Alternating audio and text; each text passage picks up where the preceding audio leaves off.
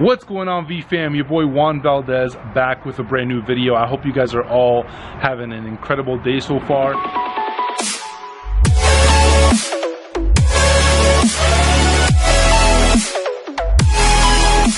I actually just came outside of my place. I'm at this little lounge area. I just wanted to just step out the place for a little bit just to record this video for you guys. I actually wanted to go over one of the first business ventures I actually got into. I didn't really consider it much of a business venture just because for me it was just like a quick way that I had discovered that I can make some quick cash. If I would have spent a lot more time and effort and put a lot more energy into it, I probably could have made it be a lot more than just business venture, right? I probably could have had it be like, you know, a full-time business, but obviously I didn't. I was young. I honestly just used this opportunity to make some quick cash, and that's about it. I figured why not share with you guys. Maybe some of you guys that are watching could potentially do something similar, or maybe even pick up a thing or two from it. So when I was first getting started, I know a lot of you guys have already heard about me doing door-to-door sales. That's what I did before, e-commerce. Before door-to-door sales, I tried out a lot of different things, right? So obviously I've had 9-to-5 jobs, right? My first job was actually at Burger King, believe it or not. Honestly, I tried it out for a little bit, and it was the first job that I actually could get because I was super young when I tried to get my first job. I was about 14, and back in Boston, where I'm originally from, you can't really get hired until you're 16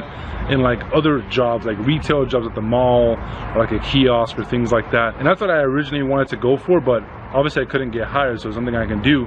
So instead, I applied at Burger King and I got hired there, and honestly I didn't even last too much. I couldn't do it. I think I lasted like 3 weeks and then I quit. Again, it was a learning experience. After doing that, I had a few other jobs, right? So I also worked at Staples, and then I also became a lifeguard, and I kind of did both of those for a while. While I was actually working at Staples, I actually had this mobile consultant position, right, where my job was to actually get people to come into Staples and actually sell them a phone, right? So if you think about that, exactly what I just said, get people to come into Staples to buy a phone. Nobody goes into Staples to buy a phone. Let me just make that clear, right? Everybody that goes into Staples knows that they're going there to get office supplies, some kind of equipment, but not a phone. That's not what people go to Staples for. So I was already down one, and I learned a ton from doing that. Again, it wasn't anything crazy. I think I was getting paid maybe like $9 or $10 an hour. But from there, I started looking for other opportunities that I could do, right? Because honestly, I wasn't making that much money, and I didn't really like what I was doing. I literally had to be one of those annoying salespeople, which I didn't even know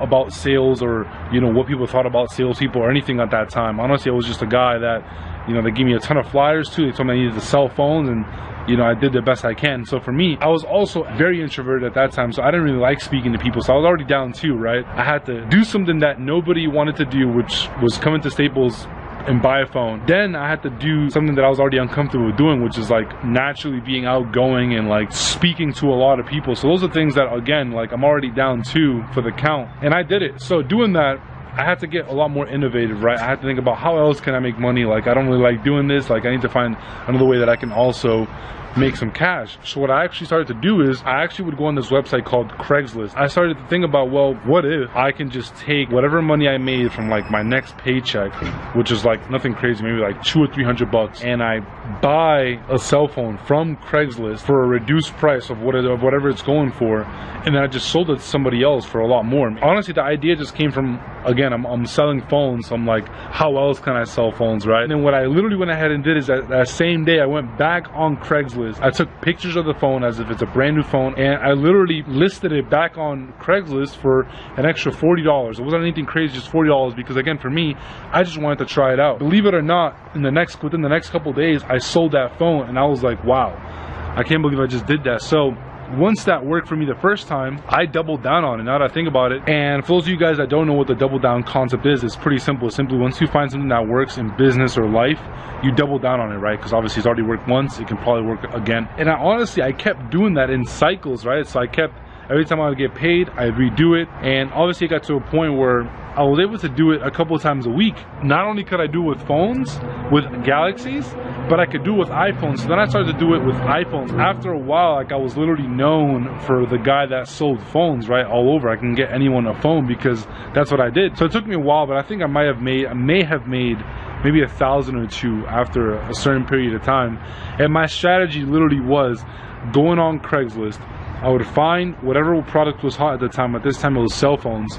And then from there, I would find probably like not the cheapest, because usually when you find like the cheapest listing, there's sometimes something wrong with those listings. I would find somewhat of like a medium priced listing, so something that's not too high but not too low, and then I would work them down to get the very best deal. So I would literally message them like 3 or 4 times, going back and forth on a price that I would want to get the phone for, right? I would literally do this with multiple different people. It would take more than one person, but I would do it up until a point where I could get the person down at least 40 to 50 bucks so I could make my profit. And then what I started to do after that is I would price the phone a lot higher. So I would price it double of what I brought the person down from. So if I brought them down, the first person down $40, I priced the phone at $80. My thought process was, now when I list it and somebody else wants to do the same to me, they can work me down and I'm still gonna make profit, right? So even if they offer me $20 or $30 less, I'm still making profit. If I actually would have spent a lot more time on this specific business venture, I probably could have made it into something else, right? If I would have gotten a lot more help. Because the problem with this business model or business venture that I was in is that it wasn't as scalable, because you had to go and meet the person yourself to get the phone, right? So obviously, like, that takes up a good amount of time, because you have to drive to the place to meet, inspect the product, and then drive back, then list the product. And obviously it wasn't too bad, but if I would have known about, you know, how to scale businesses and what the possibilities were, I probably would have kept doing it, because it was a good opportunity. So I think for a lot of people that are just getting started, like, doing something like this is important, because you get to learn a ton from it, right? Like, I kept working that Staples job that I had, but I would say I was probably making just about the same that I was working on my weekly paycheck, with a few phone flips a week, right? So I could have easily transitioned to stop working that job that I was working and just focus specifically on, you know, flipping cell phones. For anyone that's just getting started in entrepreneurship, I believe that there's a few different things you should do when you're first getting started, right? I believe that one of the best opportunities you can get into, if you have capital, then you can try a small business venture like that, like flipping things on Craigslist or Amazon. If you have no capital, get a sales job. I think that's one of the best things anyone that's just getting started can do, because when it comes to entrepreneurship, specifically entrepreneurship, if you want to start your own business, there's 2 things that pretty much every single business needs. Every single business needs sales, and every single business needs marketing. If you get a sales job, you're already knocking down one of the 2 things that every single business needs. And I also learned about how a lot of the big billionaires in the world, like Mark Cuban, like, they went and did door-to-door sales, like selling trash bags.